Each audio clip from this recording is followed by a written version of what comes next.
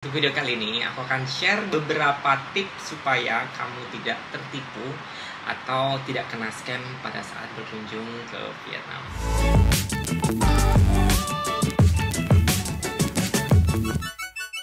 Xin chào dari Vietnam dan selamat datang kembali di channel Aris Venture.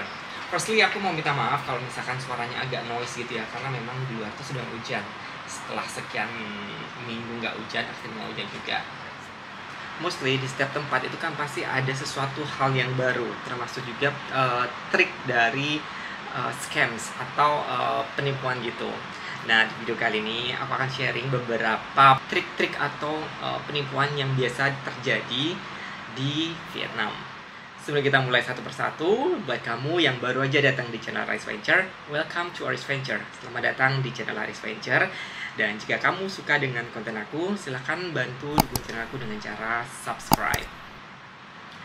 Oke, langsung aja kita mulai dari poin yang pertama. Nah, jenis scams yang sering banget terjadi itu adalah taksi. Ya, taxi scams. Ini tidak menutup kemungkinan hampir di semua tempat. Di Vietnam pun juga seperti itu. Jadi kalian harus hati-hati ketika menggunakan konvensional taxi atau taxi offline gitu ya. Lalu bagaimanakah cara mereka si taksi-taksi ini mengakali atau nipu kita? Nah, modusnya mereka itu akan approach kita gitu kan, karena kita kelihatan kalau sedang mencari taksi, jadi mereka akan mendekati, kemudian menawarkan jasa. Mereka akan bilang meter, which is taksi dengan argometer. Tapi ketika kita udah komit dengan taksimeter, pertama itu tuh normal, jadi meterannya itu jalannya normal. Tapi setelah beberapa waktu berjalan gitu, taksinya tuh jump really high.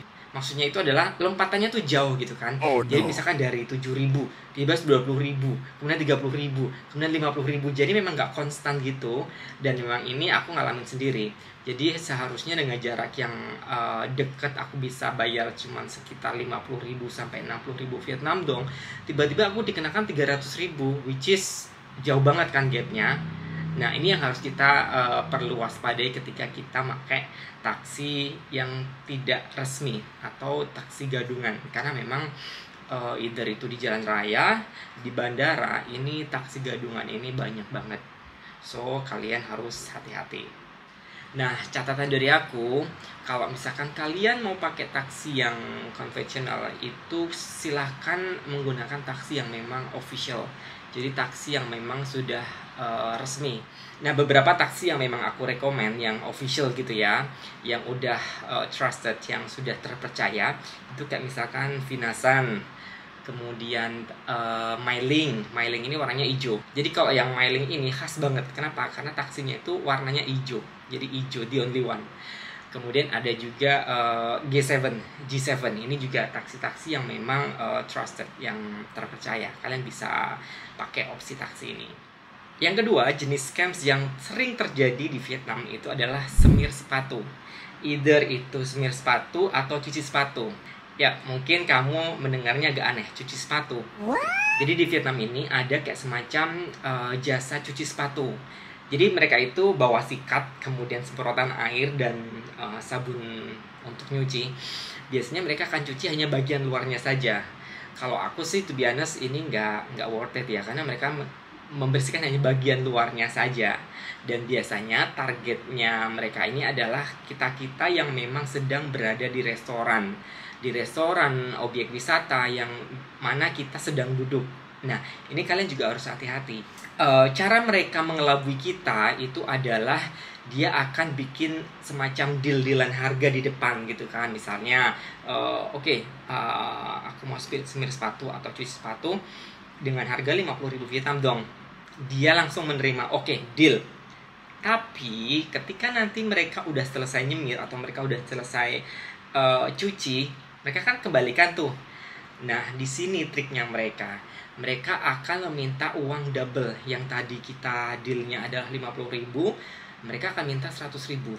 Kenapa? Dia akan bilang 50.000 itu adalah satu saja. Sementara kalau sepatu kan satu pasang kan, kanan kiri kan. Nah, di sini dia bilang bahwa kalau untuk satu pasang kanan kiri, which is cost-nya adalah 100.000, dan kita udah tidak bisa mengelak ya kan, daripada kita ribut, dia juga akan make noise gitu kan. Jadi ya mau nggak mau kita harus bayar. So advice dari aku, mending avoid aja. Maksudnya hindari aja kayak gini. Maksudnya juga nggak worth it sih. Nggak worth it dalam artian ngapain cuci sepatu, hanya bagian luarnya saja gitu kan. Kemudian untuk yang scam yang nomor 3, yang selanjutnya itu adalah tahu kan kalau Vietnam ini terkenal dengan anti bibi-bibi yang manggul gitu loh, kayak manggul buah, kelapa atau sayuran, which is buat kita yang memang ngelihatnya itu unik kan, karena memang udah jarang sekali ini ada di kota-kota besar. Tapi kalau di Hanoi itu masih sangat banyak kita temukan. Tidak hanya di turis area saja, bahkan untuk di komplek orang lokal pun mereka masih menggunakan teknik seperti ini, kayak manggul gitu ya. Triknya mereka akan menawarkan, kamu mau nggak nih buat foto lucu nih untuk kenang-kenangan saat di Vietnam. Di balik etiket bagnya itu ada terselubung. Nah, terselubungnya di sini adalah mereka akan memaksa kita untuk membeli dagangannya, which is dengan harga yang tidak rasional. Menurut aku sih nggak wajar. Kayak misalkan satu mangga yang biasanya kita bisa beli itu dengan harga 20.000 Vietnam dong, itu udah harga bagus ya, atau 30.000 let's say. Mereka akan jual jadi 50.000, 100.000, dan itu kayak semacam paksaan kan, karena memang kita niat awal hanya untuk pinjem panggulannya buat foto saja, tapi di balik itu kita harus beli. Nah, kalau memang kalian udah siap dengan konsekuensinya, dengan resiko ini, monggo, go ahead, nggak masalah. Hitung-hitung kita support mereka juga kan. Tapi kalau nanti Indian kamu merasa nyesel atau menggerutu, better avoid. The next one ada itu ojek offline. Kalau tadi kita bicara yang pertama adalah taksi, kalau sekarang adalah ojek. Di Vietnam kita menyebutnya xe ôm. Ini lebih baik kalian hindari, karena aku juga yang sudah beberapa lama di Vietnam, aku merasa nggak secure kalau nggak merasa aman. I'm not feeling safe gitu kan dengan ojek seperti ini, karena first of all mereka tidak bisa bahasa Inggris dengan baik, dan sometimes kita akan ada miskomunikasi. Kemudian kita tidak bisa memastikan keamanan kita gitu kan, baik dari cara mengendaranya, kemudian dari segi apanya, pokoknya itu menurut aku nggak rekomen. Lalu pertanyaannya adalah bagaimana mereka melakukan kecurangannya. Terkait kecurangannya, biasanya itu mereka akan menaikkan harga secara tidak wajar dan sesuka hati. Katakanlah mereka udah menawarkan pada saat kita deal itu 50.000 Vietnam dong, tapi tiba-tiba pada saat kita turun dari motor mereka akan minta 100.000 Vietnam dong, which is double. Dan again, cara dia untuk mengelabui kita adalah no, maksudnya maksudnya enggak, tadi kita tidak deals dengan harga tersebut, kita udah janji 100.000 dan kita diturunkan di jalan sementara dia teriak-teriak kayak orang kesurupan, dan kita pasti nggak nyaman kan, mau nggak mau ya udah sih ya kita bayar aja daripada kita ada masalah di negara orang. Jadi better kalian pakai yang ojek yang online aja, udah banyak. Kita ada Grab, ada Gojek, ada Bee kalau punya orang lokal, orang Vietnam. Ada satu lagi juga, aku lupa namanya, tapi aku nggak pernah install, jadi aku nggak pernah pakai juga untuk this option. So better stay away from taksi ini. Jadi untuk ojek offline, better skip. Nah, untuk next scams, jenis penipuan yang berikutnya adalah money switch.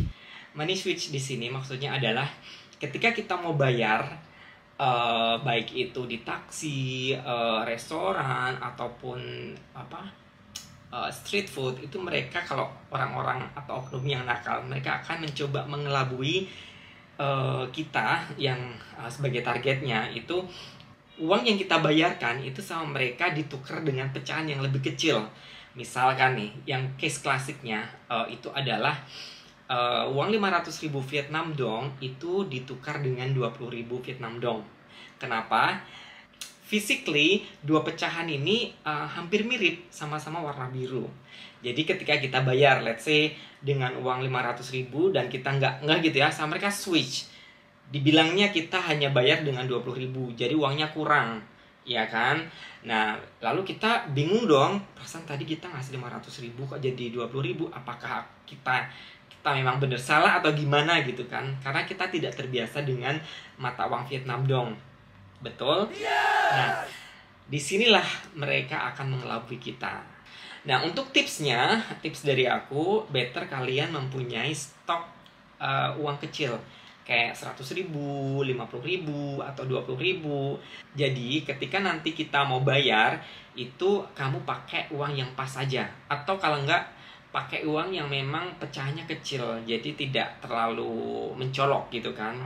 Masih ada satu lagi, tapi menurut aku yang case ini, jenis scam ini tidak begitu common. Karena biasanya hanya terjadi di malam hari atau di midnight, tengah malam gitu ya. Kalau misalkan kita jalan di pusat kota kemudian malam-malam, itu kalian harus hati-hati ketika ada either driver Grab atau maksud aku driver Grab di sini adalah yang pakai motor ya, Grab bike.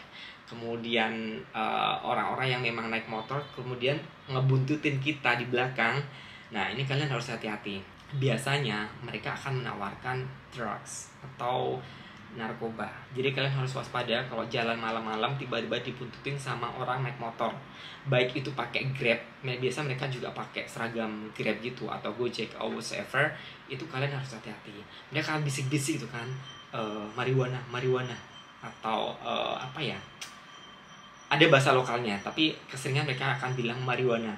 Nah, marijuana di sini mereka akan bilang bahwa sebenarnya bukan marijuana sih. Marijuana di sini untuk merepresentasikan drugs atau narkoba, tapi mereka hanya menggunakan satu jenis ini. Karena memang aku dulu juga pernah dibuntutin, kemudian dijawil, tahu kan dijawil, maksudnya diginiin. But luckily aku sama temanku, jadi dia udah aware dan dia juga sempat marah karena kita udah bilang enggak, tapi tetap masih ngotot. Bahkan sempat mau tonjok-tonjok kan. Aku bilang oke, enough, stay away, we don't want it, and then halas, selesai gitu kan. Aku di sini sharing itu bukan maksudnya aku buat nakutin kamu gitu ya, tapi paling tidak ketika kamu menemukan case seperti ini, kamu sudah tahu bahwa oke, ini jenis scam juga yang memang harus kita hindari dan harus hati-hati. Itu tadi beberapa jenis scam yang bisa aku share, yang memang ini sangat common, sangat biasa terjadi gitu ya. Mudah-mudahan bisa membantu memberikan informasi buat kamu yang memang ada rencana ke Vietnam. Dan jika kamu yang sudah pernah ke Vietnam dan mengalami scam serupa atau mungkin jenis yang lainnya, bisa juga share di kolom komentar sehingga teman-teman yang lain juga bisa aware. Thank you for watching and see you for the next video. Ciao ciao.